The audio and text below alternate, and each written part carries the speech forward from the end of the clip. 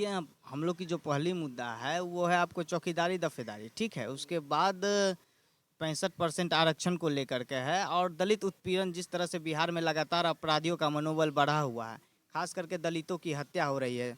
दलितों में सभी की हत्या हो रही है, ऐसा नहीं कि दुसाधों की हत्या हो रही है।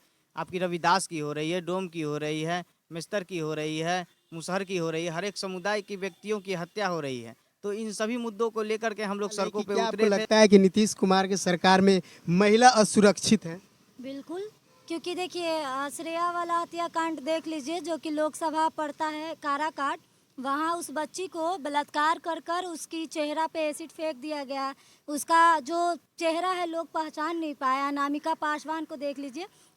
नमस्कार, मैं हूं मनीष माहिर और मेरे साथ है ना चौहरमल सेना के राष्ट्रीय अध्यक्ष अभिषेक पासवान और बेबाक तरीका से अपनी बात रखने वाली रिया पासवान। मैं इन लोगों से जानने की कोशिश करूंगा कि जिस तरह से पासवान जाति के लोगों के ऊपर लाठीचार्ज किया जा रहा है और ये लोग लगातार सड़कों पे संघर्ष कर रहे हैं, आखिर क्या कारण है कि सड़कों पे उतरकर ये लोग सरकार का घेराबंदी कर रहे हैं और नीतीश सरकार को भी परेशान कर रहे हैं? बहुत बहुत स्वागत है सर। सबसे पहले तो आपके चैनल को जितने व्यूवर्स से देखने वाले उन सभी को मेरा क्रांतिकारी जय भीम, जय राजा सलहेश, जय राजा राहु, जय बाबा चौहरमल, जय मूल निवासी। देखिए हम लोग जो सो लगातार चौकीदारी दफेदारी और दलितों को जो 65% आरक्षण दिया जाना चाहिए था, जो नीतीश कुमार जी बोले थे कि हम चुनाव पर जीतने के बाद आपको 65% आरक्षण जो है सो देंगे, उन सभी मुद्दों को लेकर के हम लोग सड़कों पे उतरे हैं और प्रोटेस्ट किए, क्योंकि हमें संविधान ने अधिकार दिया है कि हम अपने संवैधानिक तरीके से शांतिपूर्ण तरीके से प्रोटेस्ट करके अपनी बातों को रख सकते हैं।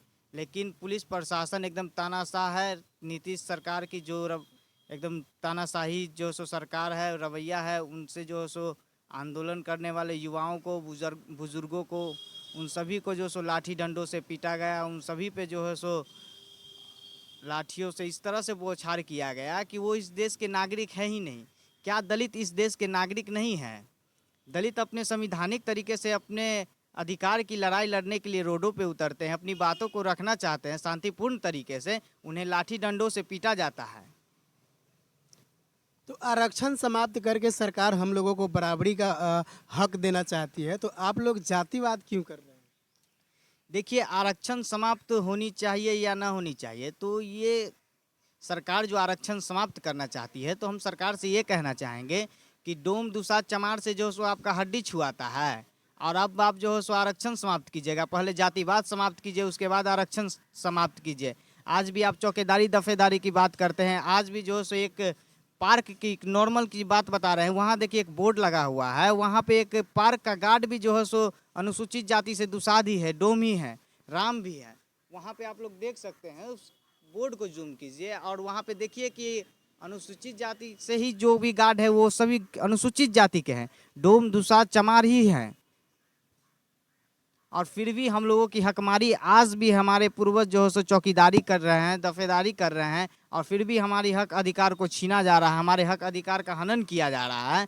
तो हम लोग अपनी लड़ाई जो सो सड़कों पे संघर्ष करके लड़ेंगे, क्योंकि हम लोग जो है सो बाबा साहेब को मानने वाले व्यक्ति, हम लोग राजा सलहेश को मानने वाले व्यक्ति है, बाबा चौहरमल को मानने वाले व्यक्ति है।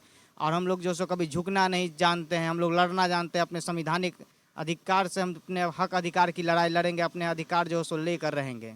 अच्छा, आपको ऐसा क्यों लग रहा है कि आपका हक और अधिकार छीना जा रहा है, संविधान को ख़त्म किया जा रहा है, जबकि आपके बहुत बड़े लीडर चिराग पासवान संसद भवन में बैठे हुए हैं? देखिए हमारे हक अधिकार की लड़ाई जो है उसको लड़ने वाला ना तो कोई दलित विधायक है विधानसभा में, ना आवाज़ उठाने वाला कोई भी जो है सो संसद भवन में कोई सांसद है, कोई भी, चाहे वो कोई हो। अभी भी देख लीजिए, कोई विधानसभा में कोई आवाज़ उठा रहा है? इतने दलित विधायक है, कोई उठ के कह रहे हैं कि चौकीदारी दफेदारी पे किसी का एक स्टेटमेंट भी हमें दिखा दीजिए, किसी का कोई नहीं बोल रहे हैं। लोकसभा में इतने भी जो दुसाध सांसद है, कोई नहीं बोल रहे हैं। यूपी से लेकर बिहार तक हर एक जगह देख लीजिए, कोई एक स्टेटमेंट नहीं दे रहे हैं। तो इसमें आप एक नेता को क्यों जिम्मेदार मानते हैं? और क्या वो तो जाति का वोट ले ही रहे हैं, तो जाति का बात क्यों उठाएं? जिसे हम लोग वोट ना दें वो अपनी वोट साधने के लिए हमारी बात को उठाएगा ना। हम लोग तो वोट दे रहे हैं, लोकसभा में वोट दिए, बिहार में 5 के 5 सीट जो है सो लोजपा जीत के गई। अब उसे बात उठाने से क्या है? तो आपको बातों से लग रहा है चिराग पासवान के ऊपर विश्वास जो करते हैं आप लोग, वो विश्वास उठ चुका है?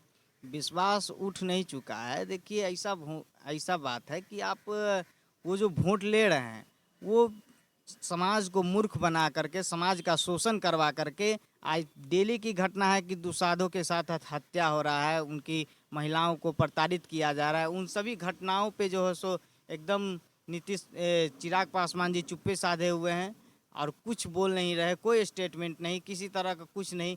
समाज को किस तरह से संरक्षण दिया जाए वो उनका सोच कभी नहीं है। समाज का शोषण किस तरह से करवा के वो वोट ले लेते हैं, ये देख लीजिए।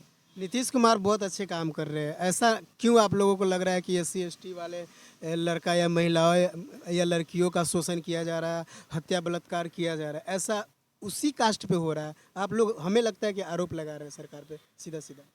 आरोप हम लोग क्या लगा रहे हैं, आप लोग ये देख लीजिए कि इस लोकसभा चुनाव प्रचार शुरू होने से पूर्व और अभी तक लगातार दलितों की हत्या हो रही है, दुसाधों की हत्या हो रही है। हाजीपुर की घटना है, वैशाली की घटना है, दुसाधों की हत्या हुई, फिर महिलाओं को मारा गया, बुजुर्गों को मारा गया। मुजफ्फरपुर की घटना है, एक मुसर समुदाय के व्यक्ति को मारा गया, उनकी बीवी को मारा गया और टॉयलेट भी कर दिया गया उनके फेस पे। तो ये आप बताइए कि नीतीश कुमार जी दलितों के बारे में क्या सोचते हैं, दलितों को क्या संरक्षण दे रहे हैं? और दलित महादलित करके जो है सो एकदम बांटा जा रहा है। इन सभी मुद्दों से क्या लगता है कि दलित हितैषी है नीतीश कुमार जी या दलित विरोधी हैं? आपको क्या लगता है, क्या आप जो संघर्ष कर रहे हैं सड़कों पे उतरकर, वो समाप्त होने वाला है या संघर्ष आजीवन चलता रहेगा? देखिए, अगर सड़क सुनी हो जाएगी तो संसद आवारा हो जाएगा, इसीलिए सड़क पे तो संघर्ष होना ही चाहिए। पीढ़ी बाई पीढ़ी जो है सो सड़क पे संघर्ष होगा, नहीं तो ये संसद आवारा हो जाएगी और लोकतंत्र और संविधान का कोई महत्व भी नहीं रहेगा। अगर सड़क सुनी हो जाए तो लोकतंत्र और संविधान जो है सो खतरा में हो जाएगा और इसे खत्म कर दिया जाएगा। इसलिए सड़क को कभी सुनी नहीं होने देंगे हम लोग।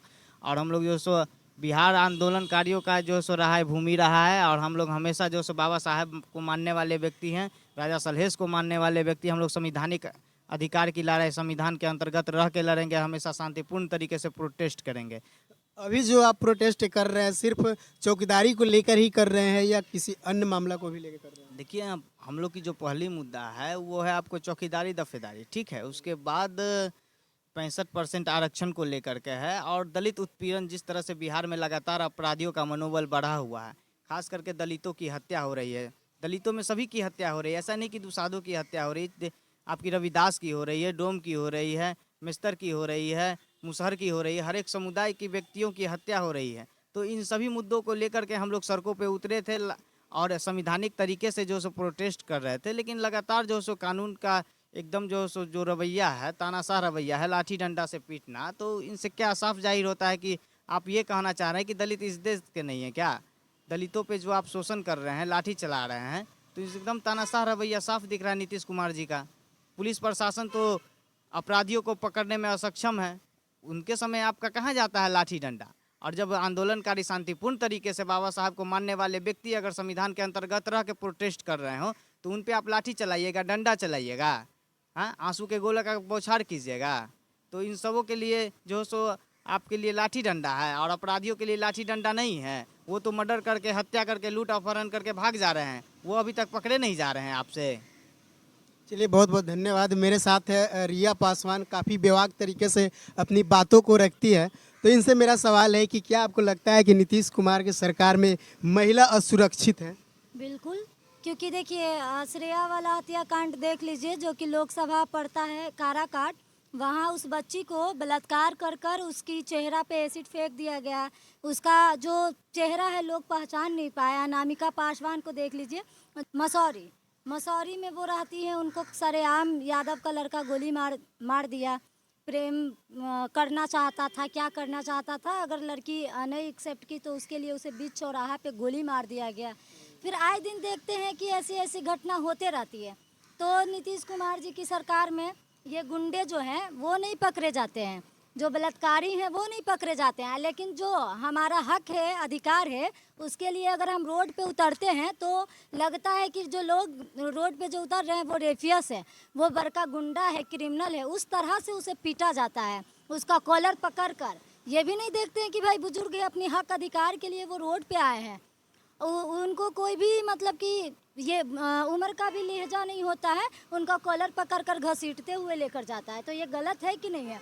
ये इस बार हम लोग ना चेतावनी दे रहे हैं नीतीश कुमार जी को, अगर 1 हफ्ता के अंदर आप रिजर्वेशन वापस नहीं देते हैं तो पूरा जो पटना है जाम रहेगा, और जब आप पटना में आ जाइए आपका घेराव होगा। तो क्या कहिएगा महिलाओं को सुरक्षा को लेकर? देखिए, ये क्या हम कहेंगे, लड़कियां को खुद सशक्त बनना पड़ेगा। अब ये जो क्या रामायण वाला डायलॉग नहीं मार सकते हैं कि द्रौपदी के साथ जब चीरहरण हुआ तो श्री कृष्ण बचाने आए। यहाँ ये कोई नहीं बचाने आएगा, अपना खुद से बचना पड़ेगा। भाई कोई भी है, और ये भी मन में नहीं रखना चाहिए।